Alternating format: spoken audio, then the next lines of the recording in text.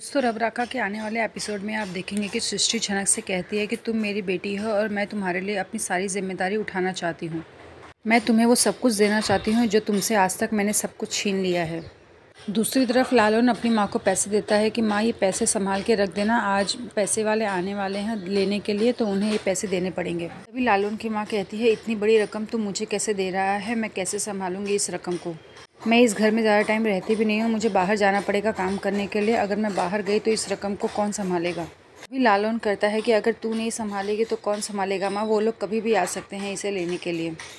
वहीं झिमली ध्यान से ये सब देखती रहती है और सुनती है कि हाँ माँ क्या करने वाली है, वो कहाँ पैसे रख रही है। जैसे ही मौका मिला मैं आज इसका फ़ायदा ज़रूर उठाऊँगी। वो सोचती है कि मुझे आज ही ये सारे पैसे लेके निकलना पड़ेगा।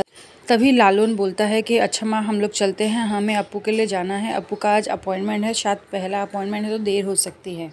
दूसरी तरफ सृष्टि कहती है कि बेटा आज तक हमने जो भी किया है तेरे साथ में बहुत गलत किया है, तेरे पास तेरा सब कुछ था लेकिन हमने वो सब कुछ छीन लिया है।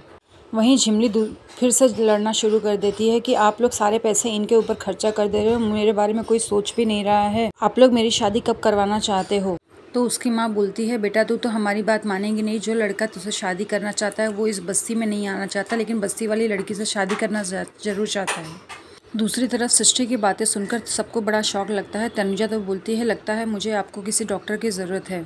वहीं झिमली बोलती है, हाँ वो उस बस्ती में नहीं आना चाहता क्योंकि वो बहुत बड़े घर से है, अगर वो एक बार आ भी जाए तो उसके माँ बाप इस बस्ती में नहीं आएंगे।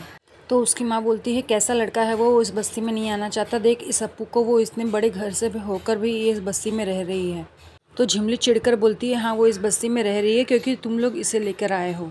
वो बोलती है, अगर वो यहाँ नहीं आती तो कहाँ जाती, क्योंकि ये तो किसी लायक भी नहीं है। तभी उसकी माँ बोलती है कि नहीं, हम लोग इसे बहुत प्यार करते हैं, हम लोग इसे बहुत पसंद करते हैं। तभी झिमली सोचती है, इन लोगों से बोलकर कोई फ़ायदा नहीं, मुझे इस मौके का फ़ायदा उठाना चाहिए, सब लोग बातों में व्यस्त हैं। तभी वो जाती है और चाबी निकाल कर पैसे निकालने शुरू कर देती है। दूसरी तरफ विहान अनिरुद्ध को फ़ोन करता है कि क्या तुझे कुछ भी झनक के बारे में पता है, असल में मैं उसके लिए बहुत फिक्र कर रहा था। अनिरुद्ध कहता है, सॉरी विहान, मुझे तुझे पहले ही बता देना चाहिए था, असल में झनक यहीं है, वो बहुत बड़ी मुश्किल से निकल कर यहाँ आई है। विहान झनक से बात करता है और बोलता है, झनक तुम कैसी हो, क्या तुम्हें आहान की कभी याद नहीं आती है। अर्शी झनक को बुरा भला कहने लगती है तो झनक बोलती है कि अर्शी दीदी आप चिंता मत करिए, आपका सारा काम मैं खुद करूँगी क्योंकि मैं तो आपकी जिम्मेदारी उठाना चाहती हूँ ना। वहीं अनिरुद्ध सोचता है कि बार बार झनक ये जिम्मेदारी बोलकर मुझे एहसास दिलाती है कि वो जो भी कर रही है मेरे लिए कर रही है। दोस्तों, इसी तरह के डेली अपडेट्स के लिए हमारे चैनल को सब्सक्राइब कर लीजिए और बेल आइकन को ऑल पर प्रेस कर लीजिए। मिलते हैं नेक्स्ट एपिसोड में।